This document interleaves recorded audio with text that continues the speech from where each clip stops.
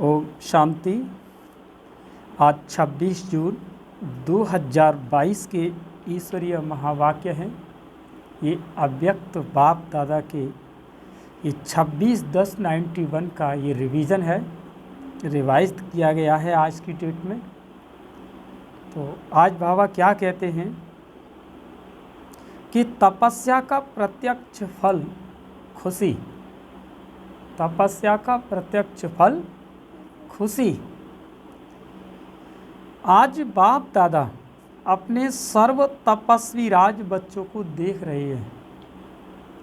तपस्वी भी हो और राज्य अधिकारी भी हो, इसीलिए तपस्वी राज हो। तपस्या अर्थात राज्य अधिकारी बनना। तपस्या राजा बनाती है, तो सभी राजा बने हो ना। तपस्या का बल क्या फल देता है? अधीन से अधिकारी अर्थात राजा बना देता है। इसीलिए गायन भी है कि तपस्या से राज्य भाग्य प्राप्त होता है। तो भाग्य कितना श्रेष्ठ हो, तो भाग्य कितना श्रेष्ठ है। ऐसा भाग्य सारे कल्प में किसी को भी प्राप्त नहीं हो सकता। इतना बड़ा भाग्य है जो भाग्य विधाता को अपना बना दिया। एक एक भाग्य अलग मांगने की आवश्यकता नहीं। भाग्य विधाता से सर्व भाग्य वर्षे में ले लिया है। वर्षा कभी मांगा नहीं जाता है। सर्व भाग्य भाग्य विधाता ने स्वयं ही दिया है। तपस्या अर्थात आत्मा कहती है कि मैं तेरी, तू मेरा। इसको ही तपस्या कहा जाता है। इसी तपस्या के बल से भाग्य विधाता को अपना बना दिया है। भाग्य विधाता बाप भी कहते हैं मैं तेरा। तो कितना श्रेष्ठ भाग्य हो गया।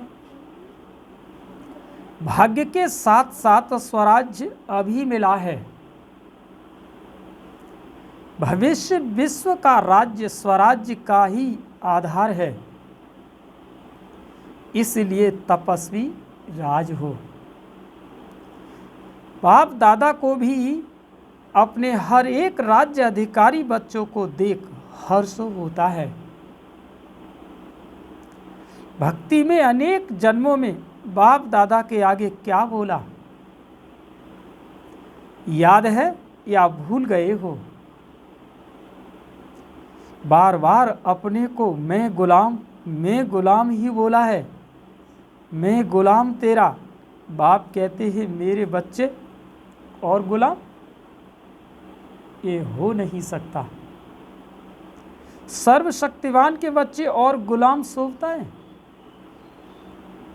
इसीलिए बाप ने मैं गुलाम तेरा के बजाय क्या अनुभव कराया, मैं तेरा। तो गुलाम से राजा बन गए। अभी भी कभी गुलाम तो नहीं बन सकते हो। गुलामपन के पुराने संस्कार कभी इमर्ज तो नहीं होते हैं। माया के गुलाम हो जाते हो। राजा कभी गुलाम नहीं बन सकता। गुलामपना छूट गया, वह कभी कभी अच्छा लगता है। तो तपस्या का बल बहुत श्रेष्ठ है। और तपस्या क्या करते हो? तपस्या में मेहनत करते हो। बाप दादा ने सुनाया था कि तपस्या क्या है? मौज मनाना।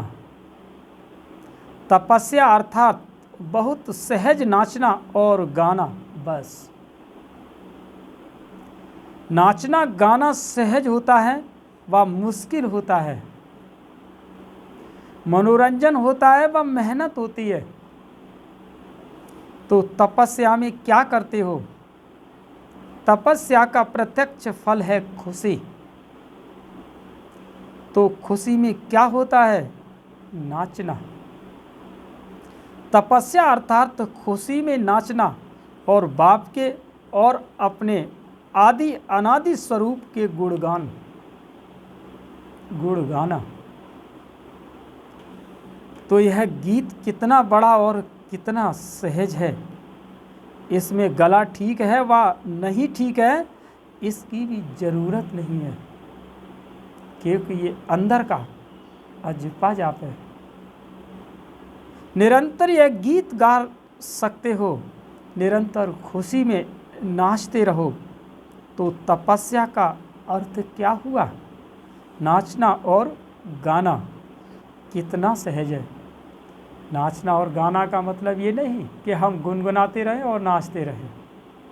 माना अंदर, नाचना माना खुशी और गाना माना लगन, मगन। तो माना अंदर अजूपा जाप जो चल रहा है, किसका? प्राप्तियों की खुशी का, उसे कहते हैं नाचना और गाना। माथा भारी उसका होता है जो छोटी सी गलती करते हैं। माथा भारी हमेशा छोटी सी गलती से होता है। ब्राह्मण जीवन में कभी किसी का माथा भारी नहीं हो सकता। हॉस्पिटल बनाने वालों का माथा भारी हुआ, ट्रस्टी सामने बैठे हैं ना, माथा भारी है।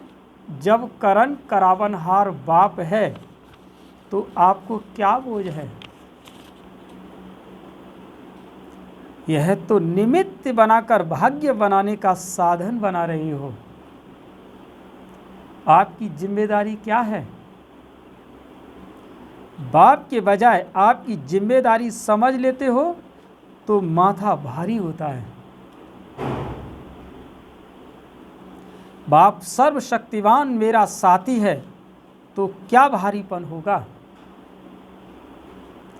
छोटी सी गलती कर देते हो, मेरी जिम्मेदारी समझते हो तो माथा भारी होता है।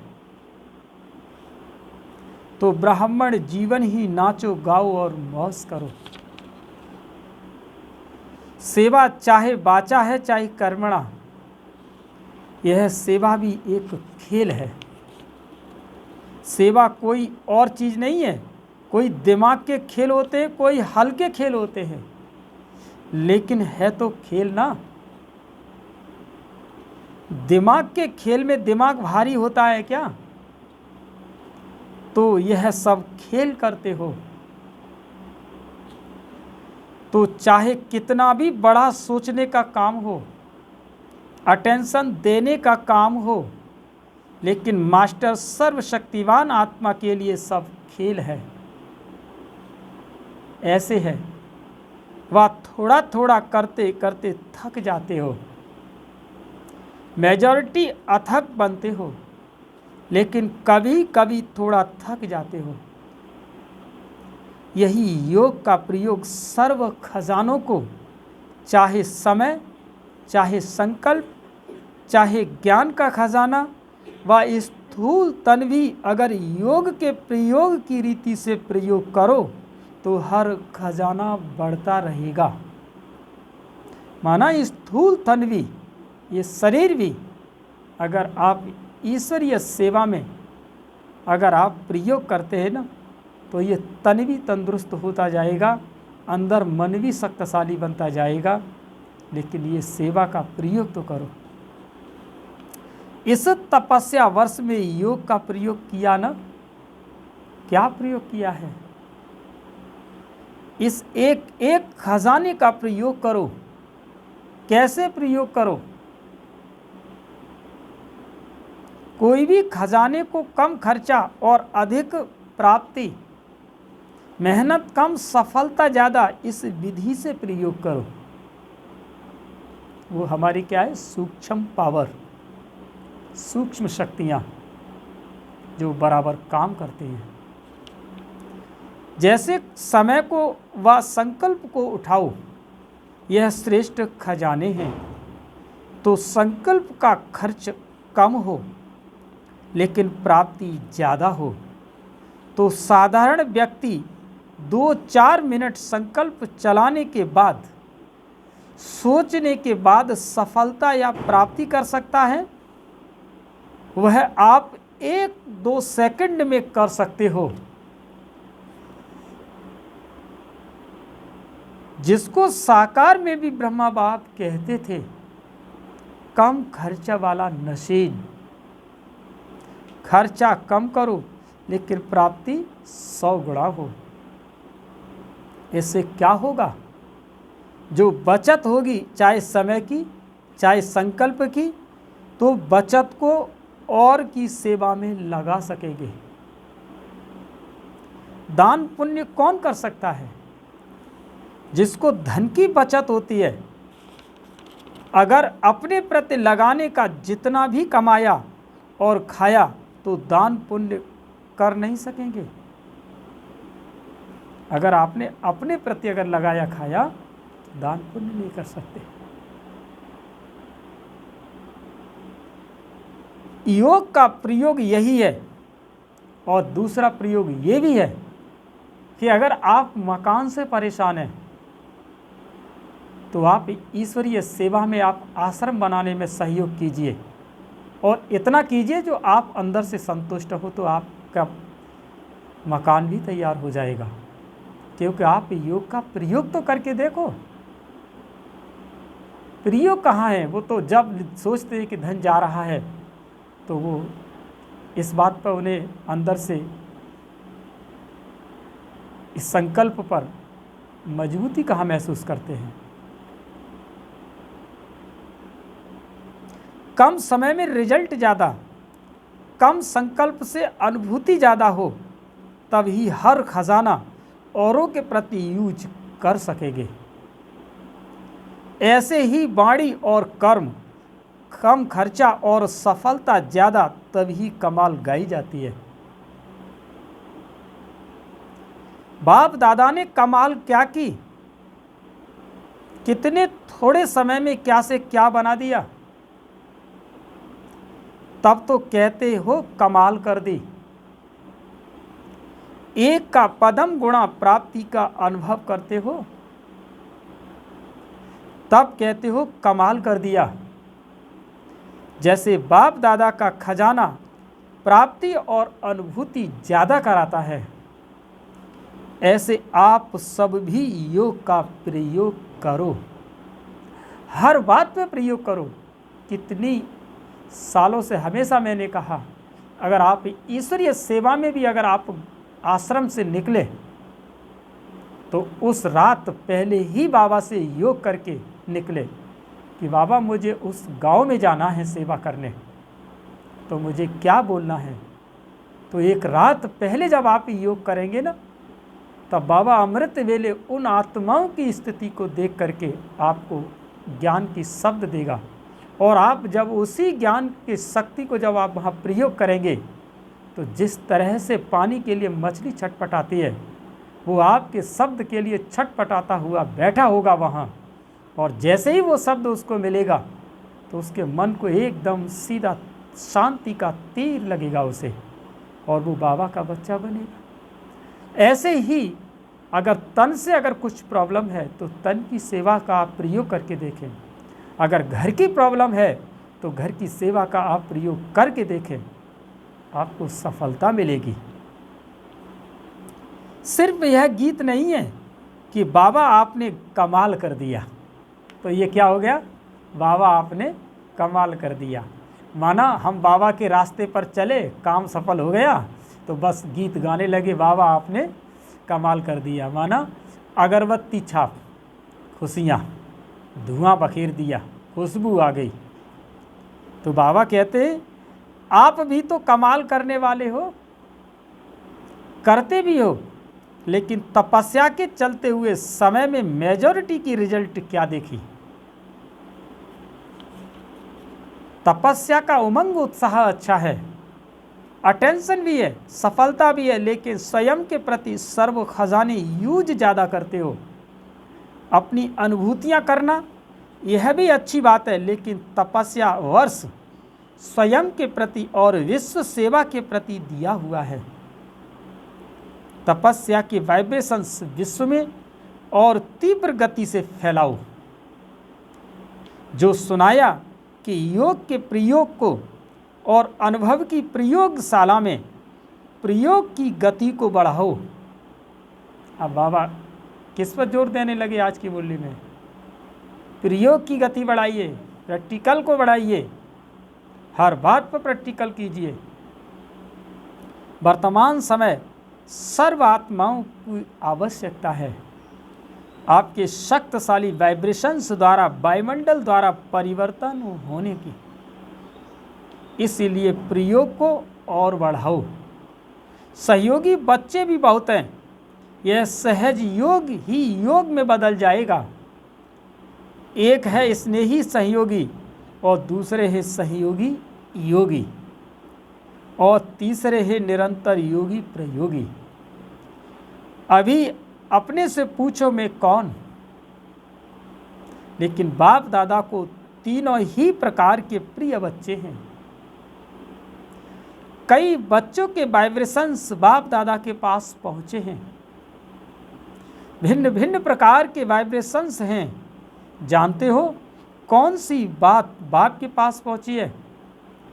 इशारे से समझने वाले हो ना?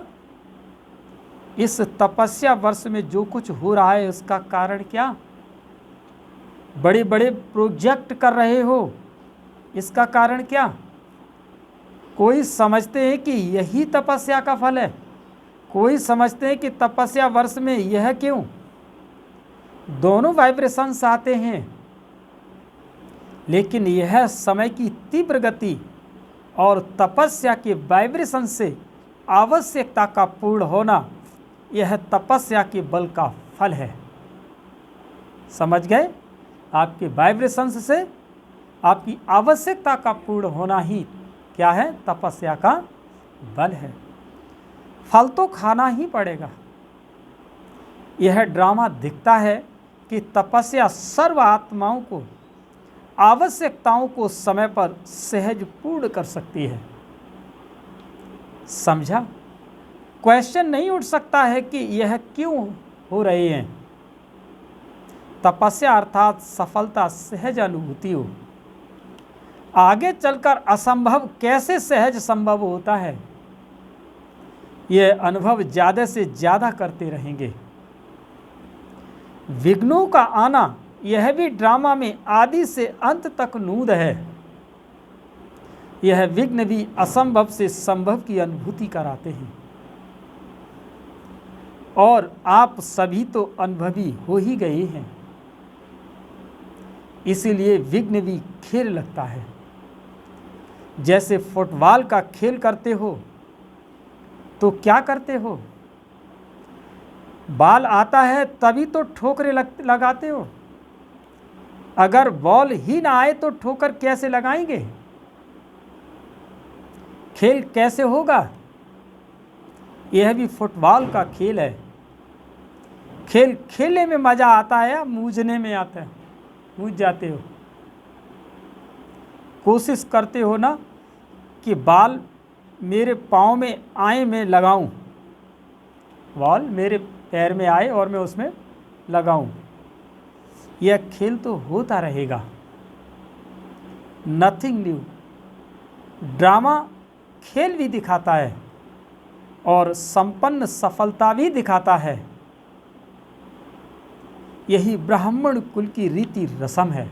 ब्राह्मण कुल की रीति माना हमारा बैठना, हमारा उठना, बोलना, ये सब कुछ कैसा होना चाहिए? एकदम देवताओं जैसा होना चाहिए। तब ये ब्राह्मण कुल की रीति है। बैठे हैं, मुरली पर ध्यान नहीं है, कहीं दूसरी जगह बैठे हैं, क्या बोला जा रहा है समझ में ही नहीं आ रहा है, ध्यान कहीं दूसरी जगह है, तो क्या है? कुछ नहीं। अच्छा, इस ग्रुप को बहुत चांस मिले हैं। किसी भी कार्य के निमित्त बनना, किसी भी प्रकार की विधि से निमित्त बनना, अर्थात चांस लेने वाले चांसलर बनना। आज के विश्व में संपत्ति वाले तो बहुत हैं, लेकिन आपके पास बड़े से बड़ी संपत्ति कौन सी है जो दुनिया वालों के पास नहीं है? और उसी की आवश्यकता संपत्ति वालों को भी है तो गरीब को भी है। वह कौन सी संपत्ति है? सबसे बड़े से बड़ी आवश्यक संपत्ति है सिंपैथी, माना सहानुभूति, एक दूसरे के प्रति सहानुभूति। सहानुभूति का मतलब ही है कि यथा स्थिति परिस्थिति के अनुसार वहाँ हमें हाजिर होना। बहाना नहीं, बहाना है तो बाबा देख रहा है। बहाना भी कौन देख रहा है? बाबा के पास सारे सब कुछ रिकॉर्डिंग है, संकल्प उसके पास है। भगवान से क्या बहाना? सहानुभूति, उसमें सब कुछ एडजस्ट है। चाहे गरीब है चाहे धनवान है, लेकिन आज सिंपैथी नहीं है तो सिंपैथी की संपत्ति बड़े सबसे बड़े से बड़ी है। और कुछ भी नहीं दो, लेकिन सिंपैथी से सबको संतुष्ट कर सकते हो। और आपकी सिंपैथी ईश्वरीय परिवार के नाते से सिंपैथी है, अल्पकाल की सिंपैथी नहीं।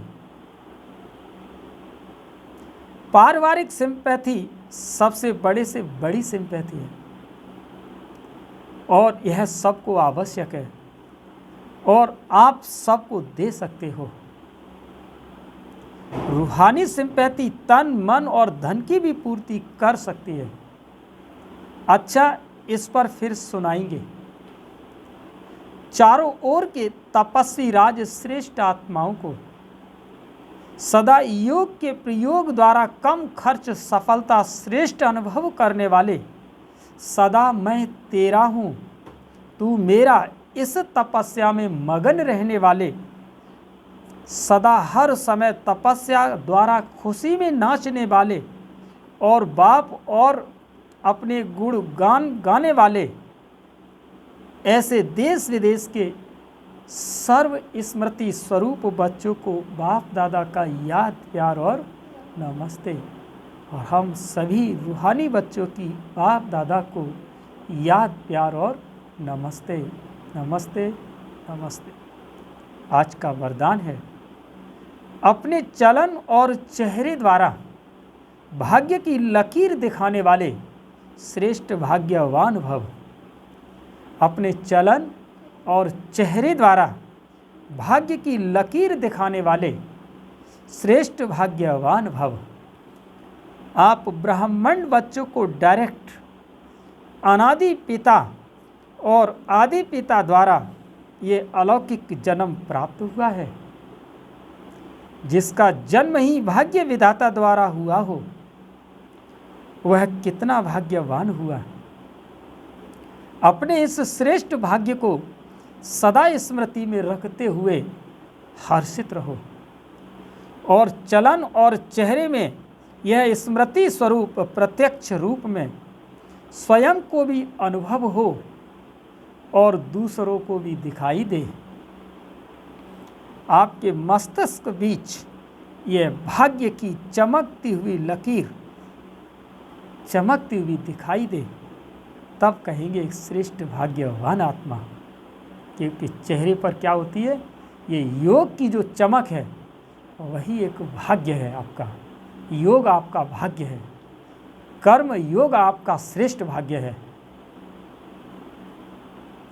ये भाग्यवान आत्मा के ये निशानियां हैं जो चेहरे से नजर आती है।